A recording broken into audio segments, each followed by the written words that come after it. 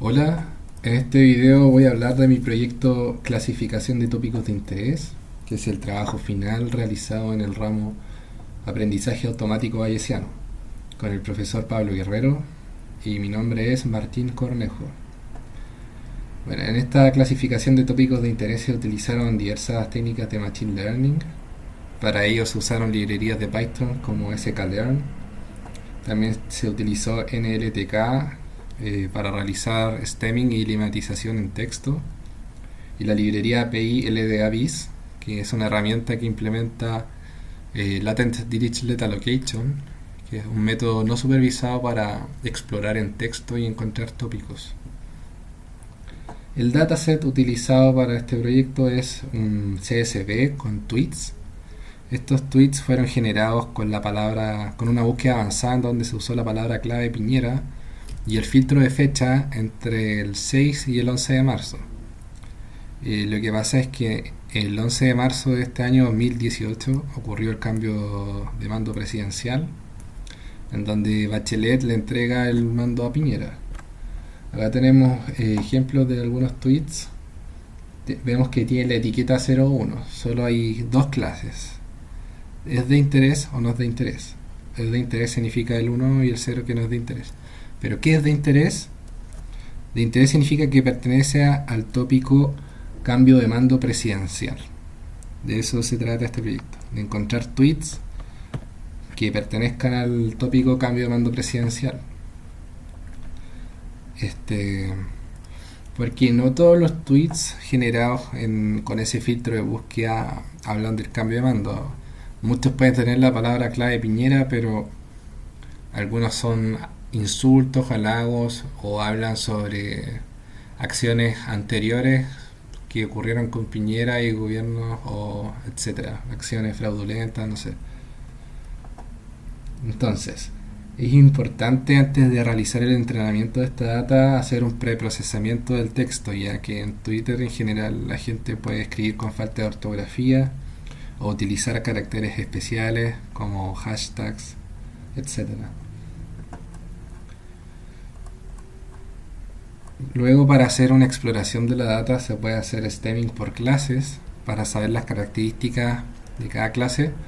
Stemming es una forma de capturar una raíz de una palabra. Stem significa raíz en inglés. Y con esto podemos obtener una única palabra que represente varias derivadas de ella. Por ejemplo, en los verbos, todas las conjugaciones vienen de un verbo, como del infinitivo, y eso a la vez tiene su raíz. Entonces, se puede reducir la dimensionalidad de este problema. Y vemos acá las características de la clase de interés. Claramente Piñera va a ser la raíz más repetida tanto en la clase de interés como en la que no es de interés, ya que es la palabra clave que se usó para generar estos tweets. Pero si vemos las siguientes características, vemos que hablan de cosas relacionadas con el cambio de gobierno. Por ejemplo, Bachelet, que es la presidenta anterior. Chile claramente es porque el país es el país en donde está ocurriendo esto. Gobierno, la palabra cambio de gobierno claramente tiene que ver. Sebastián, que es el nombre del presidente actual. En cambio, en los stems que no son de interés, vemos que están más esparcidas las raíces. No hay como raíces marcadas fuera de la que es la palabra de búsqueda. Y esto tiene que ver con que, como no es de interés, son todos los otros tópicos de los que la gente está hablando respecto a Piñera. Entonces, claramente no va a haber como tendencia a un tópico en específico. La lematización es un proceso similar al stemming, solo que en vez de buscar la raíz de una palabra, buscamos su lema. Y el lema es otra palabra, pero que no está cortada, sino que es como la palabra representante de las derivaciones que pueda tener. Por ejemplo, en un verbo todas las conjugaciones tienen un infinitivo y el infinitivo sería el lema. O cuando se habla de sustantivos, los sustantivos en plural serían reemplazados por su sustantivo en singular.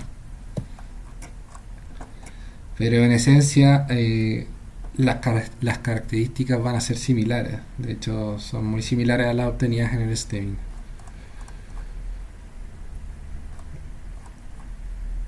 Lo después se utilizó esta técnica, Latent Dirichlet Allocation, más que nada para ver qué tópicos podría contener estos tweets sin siquiera ver las etiquetas.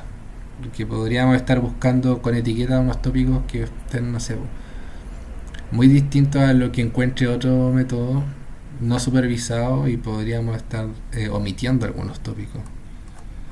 Y acá hay una herramienta visual que permite ver tópicos en textos, pero quería aclarar primero que este método no es supervisado, pero sí requiere como hiperparámetro que uno le fije el número de tópicos que quiere encontrar. Y acá yo elegí que encuentre 2 tópicos para saber si por lo menos va a encontrar uno parecido al que tenemos en la etiqueta.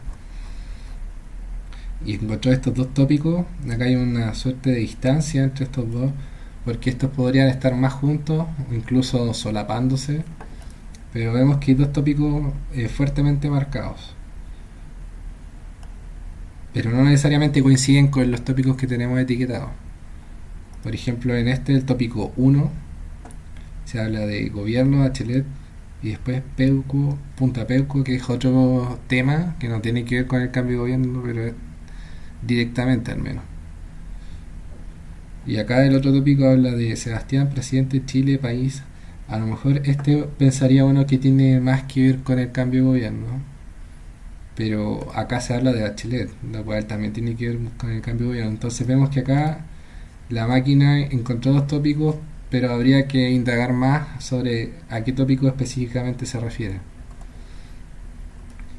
Y terminada la exploración, se procede a entrenar los datos con modelos clásicos primeramente, por ejemplo Naive-Bayes, que está ya implementado en la librería Scikit, y con Naive-Bayes se obtiene una accuracy del 65,9%, y lo cual no es muy elevado. Entonces se compara con SVM en texto, obteniendo un 80,85% de accuracy, bastante superior.